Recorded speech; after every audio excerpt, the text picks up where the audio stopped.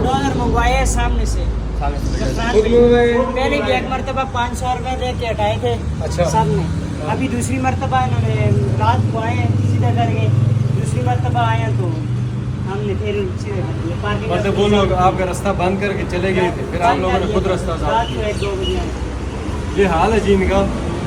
तमाम दुकानों के रास्ते से बंद कर दिए हैं, उन्हें नहीं फिक्र होती। तकरीबन 15-20 दिन हो गए जी बट्टा सटे ने, काफी दिन हो गए। तकरीबन 15 दिन पहले में थे ऐसे, इसको पहले भी शायद मेरे दो ऐसे दफा दूसरी दफा तो हमारे बटे पहले दफा बटा टाइम दूसरी दफा 500 एक बार देते हैं, 500 2 बार देते हैं। अच्छा, ये इनकी हालत है। शहरी इतने अजीज के शिकार हैं, उनके होटल उनके कारोबार बंद करके ये चले जाते हैं, और गर्दो गुबार इतनी होती है, इस सांस के मर्ज में अलग मुब्तला होते हैं। ये